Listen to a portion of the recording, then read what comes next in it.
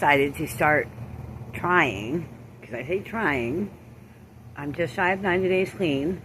I think I'm on day 82 or 83 right now. It's March 30th, March 30th, 2025. And I've decided that I've got to get out of my own head.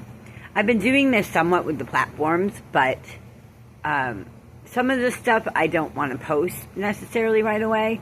But I do have an interest in possibly doing a documentary, which would be more behind the scenes and reenactments at this point. So, yeah, gotta get out of my own head, too. Like, I'm in here too much because I'm very much isolated, a lot due to my own making, most all of it due to my own making, and because I'm in my head too much. I'm still wondering if I'm on a TV show. I thought the cleaner I got and the more sober I got, the more it would seem like I wasn't on a TV show, but the cleaner and more sober I get, the more to me it seems like I'm on some type of filming where I'm known. And that leads me to problems with moral dilemmas with going to a meeting and meeting people in recovery because of confidentiality and anonymity on their part. I can't assume away that they've waived their confidentiality or anonymity. I have no problem sharing my story. I'll share all of it. Right now, some of the stuff, like I was walking home.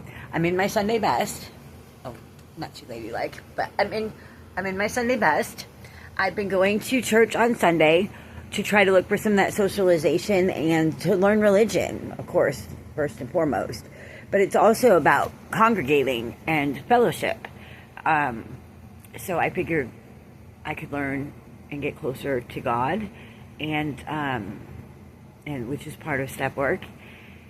And I could possibly meet some people in town, which could help out in a lot of areas, just help with me not being isolated, and help with me possibly finding a job through contacts. But that's another thing. I have been going every Sunday. I think I've got 1, 2, 3. I'm on my 4th church. There's like, I haven't actually counted them, but probably like 13 churches in town. So this is what sparked the idea. I'm like, there's 13 churches in town for a reason, whether or not I'm being filmed or not and recognized or not. I live in a town with 13 churches for a reason. My higher power is saying go to church. So, but that brings up another issue. Like, I'm under 90 days clean and sober, and I'm realizing, like, I'm wondering if other people out there, I can't be the only one. Like, yeah, 45 minutes to an hour is my max. This is why another reason why I'm video logging, because I can't really post that. Say I'm not recognizable and I'm not on a show, and this isn't airing through some candid camera style something, I'm losing job opportunities if I post that. I'm already putting myself out there by posting that I'm new to recovery, but I feel it's more important to get my message out there and my story out there to share so that other people can know that they can do it too. And if I am not already recognizable, I do want to make even an at-home documentary that I post on YouTube or some other outlet for the behind the scenes. I am growing a following, which is great. I think I was up to 3.6 thousand followers this morning when I checked. A lot of add friend, and then confirm. I've got to do some of my platform training because, I've got to learn how it automatically accepts friend requests because I accept them all anyways. But anyways, to get back to sitting, like, I can't sit still. And I feel awkward in social settings. But work I can do. I know that sounds bad, but like work is survival. And I apply for jobs that you're with people, but you're doing your own thing. Like you're doing something. You're not just sitting there. Like I sit there and I feel like I'm under the spotlight because I do feel that I'm recognizable. So I feel like I'm under the spotlight and being looked at. So that's another thing too, new to recovery. And I've got to get used to getting back out there in the world while being looked at. Either way, I'm being looked at because everybody gets looked at that goes somewhere. Like, there's not one person in the church that didn't get looked at by somebody, right? So, but hopefully these video logs can help me get out of my head, because I sit here and I talk to myself in my head, and I haven't viewed any of the footage of me just sitting there like randomly in my house, but I know I look like I have conversations because I'm facially expressive to begin with. Like I have eye rolls, I've just got facial expressions out the wazoo. So I know while I'm talking to myself in my head that I'm like, like looking odd. So I've got to get out of my own head, and I figured this is a good way. I hope my phone doesn't fill up. But Jimmy did leave a bunch of phones here, so I'm just going to fill his phones. So, yeah, that's what I'm going to do. And, and this is like behind the scenes stuff that you wouldn't post on platforms. But look, that's like one of the last ones that are coming out. I stopped the whole picking thing. I don't know if you can see. I've got some pick marks over here from picking when I was using. And my skin is like getting a lot clearer, and I'm happy about that. Like, I want to share everything at one point.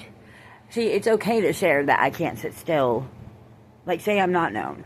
It's okay to share this a year from now when a documentary is cut, edited, and made.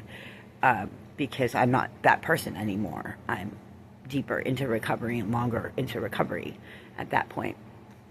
So it's okay to share that stuff. So just on the off chance, because I really only think there's a 0.01% chance, but that's yet to be seen. Just on the off chance that I'm not recognizable already, I didn't want to ruin any potential job stuff and making friends, you know what I mean? Like, because I don't want to put off friends that could be good friends that aren't using. And I was sitting there thinking in the room too, and I know this is pretty daring, but I have this project in my mind and on paper a little bit. I started a Padfolio, and I bring it up to Sal, and it's at Sal, and I add to it, called OMAS, for Recovery Towns, and I'm going to have to work with actively using addicts. Like, there's got to be not an intervention, but like boots on the ground. You know what I mean? Like, hopefully OMAS can get to the point where people will just come to it. But in the beginning, it's going to be, there's got to be a section of it, I've got to write this. There's got to be a section of it that, like a department that goes out there and talks to the addicts, brings them a sandwich. Obviously don't give them money or anything, but do a needle exchange, and other, the covers for the pipes and stuff like that. I don't know how much that'll get used. Some people that I've used them. They made their own. So the covers for the pipes and, first aid stuff. And talking with them. Not pushing it on them, but getting them familiar with it. Because a lot of the hard part that I find for myself, at least, which, like, once again, I can't be the only one, is, you have to get, like, you're scared to go somewhere new. Because you're stuck in drug world and you're comfortable there, even though you hate it.